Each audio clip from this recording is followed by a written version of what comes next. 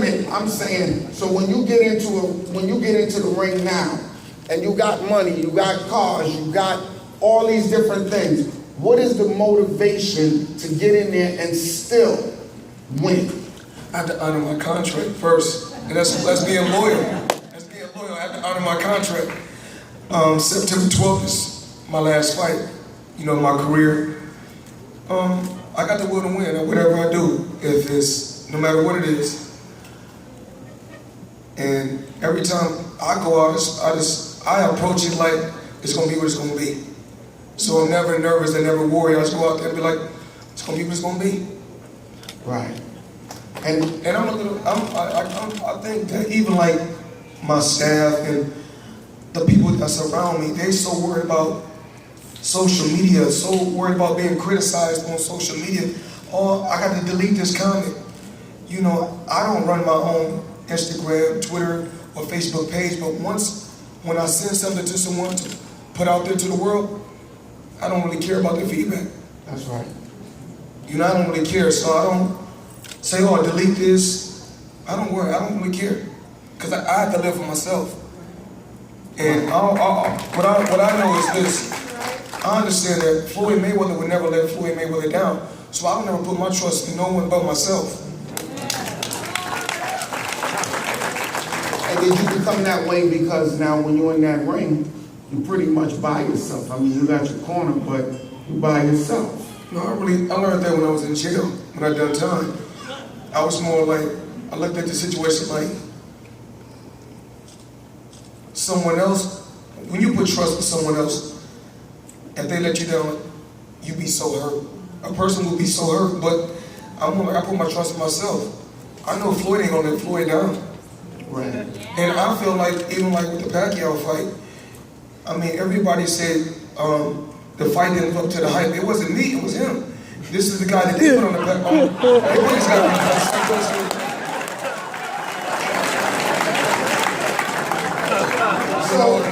This is called Genius Talks. So it's obvious.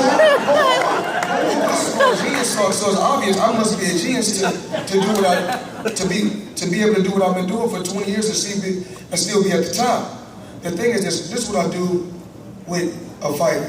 When I go out there, I do whatever your best attribute is, I take it away from you and make you resort to doing something different.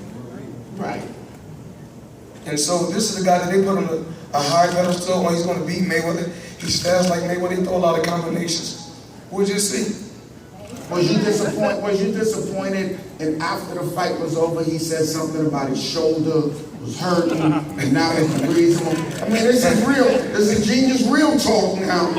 Like he said, his shoulder. Like, how did you feel about him saying that? Did you feel like he was trying to take something away from what really happened? If you go back and look at my past interviews, I predicted that was going to happen. I'm not Nostradamus, but I predicted that was going to happen. And he was going to come up with an excuse. They all come up with an excuse.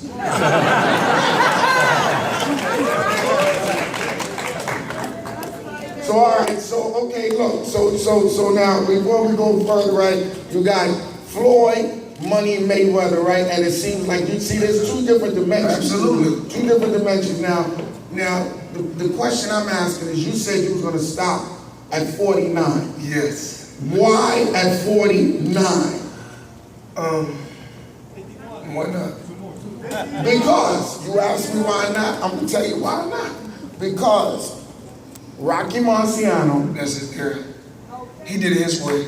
I got to do things my way. Okay. I fight for Floyd Mayweather. Once again, I don't fight for no one else. Okay. See, because you're absolutely right by that. And I respect that answer, because I think people were looking forward to you breaking that record.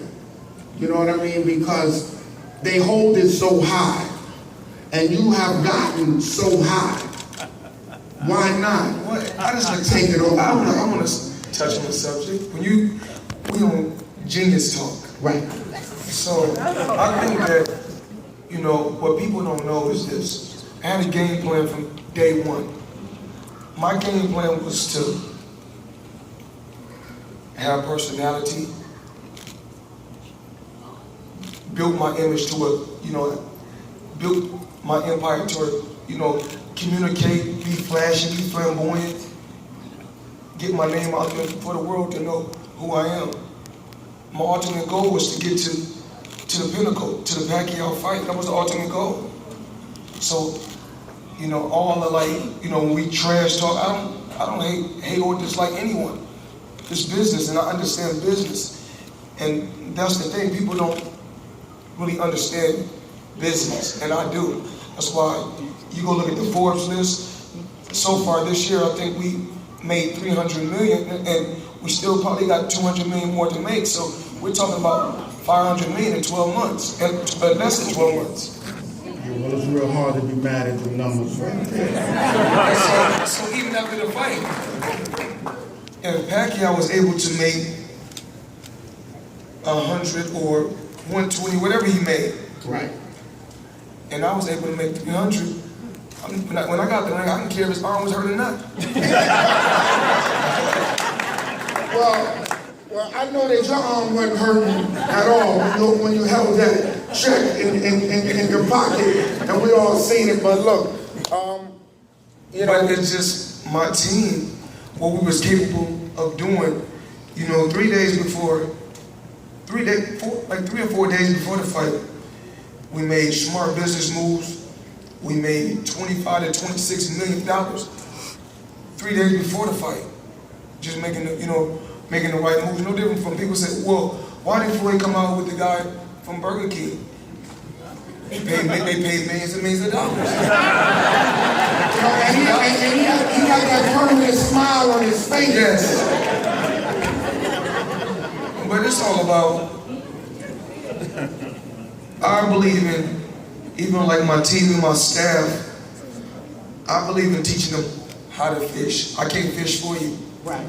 We believe in turning everybody around us into entrepreneurs. And I look at the situation like, if I wasn't Floyd Mayweather and I was somebody working for Floyd Mayweather, I always say, listen, I'm gonna give him 100%. If I'm the number 2 guy, I'm gonna be the best number 2 guy I can be. Right.